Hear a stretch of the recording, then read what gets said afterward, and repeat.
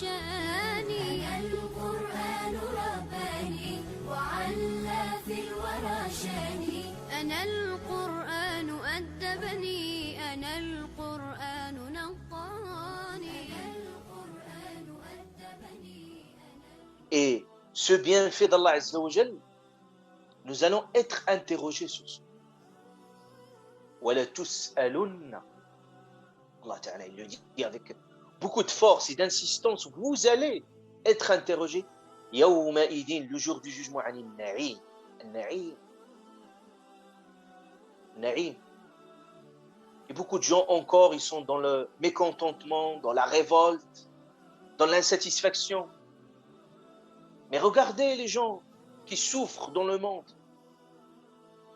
Est-ce qu'il y a encore raison à être insatisfait? C'est pour ça le prophète alayhi salatu wassalam, il remédie à cette attitude d'insatisfaction en permanence, qui procure toujours un sentiment d'oppression, que rien ne va, toujours on veut encore davantage. L'être humain, il ne finit jamais, il est toujours dans la création de besoins permanents. C'est pour ça le prophète alayhi salatu wassalam, il dit, si on donne au fils d'Adam une vallée d'or, il souhaiterait une deuxième.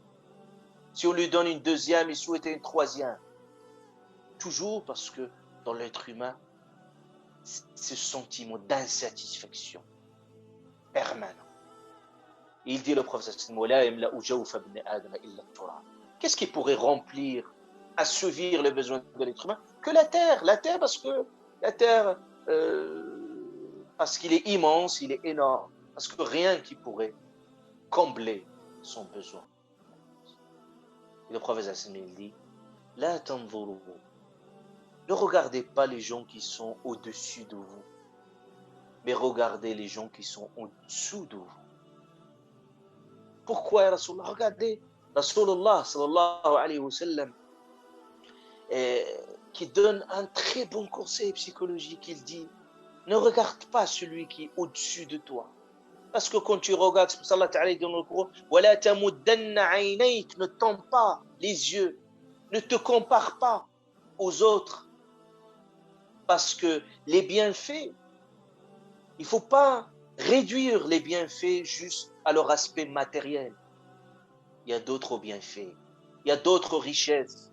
Il y a la richesse du cœur, il y a la générosité, une richesse, votre foi, une richesse. Tout cela, il faut le prendre en considération quand vous voulez évaluer votre vie. Parce que beaucoup de gens, ils sont dans le calcul mondain et dans le calcul par rapport à cette vie d'ici. Ils oublient tout le reste. Si maintenant vous avez une maladie grave, vous pouvez donner toute la richesse de la terre. Il y a des gens qui ont tout.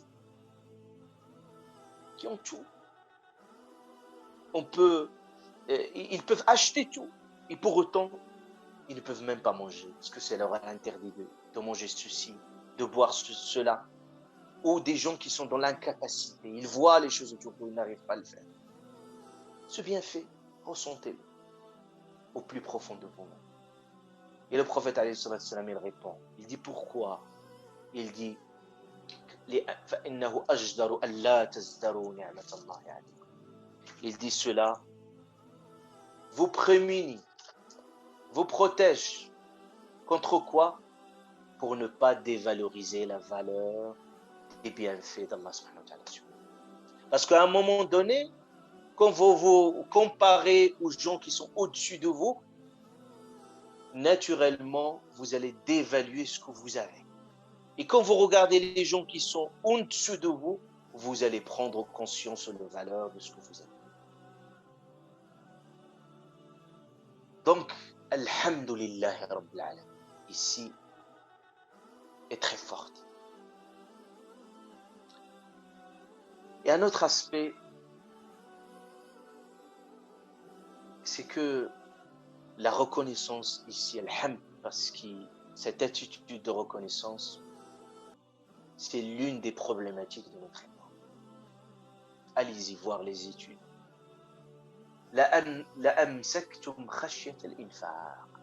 vous allez être dans l'avarice et vous allez plus donner.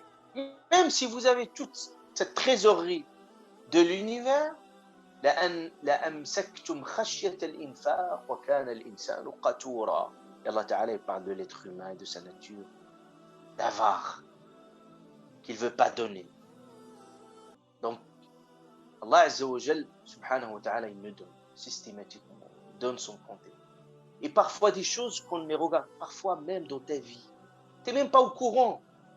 Et Allah Ta'ala organise ta vie autrement, t'évite beaucoup de mal et te planifie ta vie. C'est pour ça qu'on confie, quand on confie notre vie, Allah subhanahu wa ta'ala ne peut être que remerciement et reconnaissance d'Allah Azza wa Jal au quotidien. C'est pour ça, Alhamd également, vous savez ce qui est beau, c'est que Alhamd, on le dit quand tout va bien, même quand tout va bien. C'est beau. Il dit, c'est étrange l'attitude du croyant. C'est-à-dire, in asabahu khayr, quand un bien le touche, il remercie Allah Ta'ala, et c'est un bien pour lui. Et quand un mal le touche, il patiente, et c'est un bien pour lui. Et cela n'est exclusif pour le croyant. Et le prophète, alayhi salatu wassalam, dans son attitude, quand il y a quelque chose de bien, on sentait et on ne comprenait rien par l'expression verbale. Quand il dit Alhamdulillah alladhi bi ni'matihi tatimmu as-salihat. Quand il dit ça, on sait que tout va bien. Quand va mal, ça va mal, qu'est-ce qu'il dit? Alhamdulillah ala kulli hal. Alhamdulillah. Ça veut dire quoi quand je dis Alhamdulillah quand tout va bien, quand tout va mal? C'est que même le mal qui me touche, je sais par pertinence que derrière ce mal, en réalité, il y a un bienfait qui se cache et je ne le vois pas. Et si Allah Ta'ala me dévoile l'arithmétique du comment et du pourquoi, je ne pourrais que remercier Allah subhanahu wa ta'ala parce que c'est quelque chose que j'estimais comme bon, mais il était mauvais pour moi. C'est pour ça Allah Ta'ala dit وَعَسَىٰ أَن تَكْرَهُ شَيْئًا وَهُوَ خَيْرٌ لَكُمْ. Peut-être vous détestez quelque chose, mais c'est un bien pour vous. Et peut-être vous êtes attaché à quelque chose, et c'est un mal pour vous. C'est parce que dans tous les cas, dans toutes les circonstances, on dit Alhamdulillah.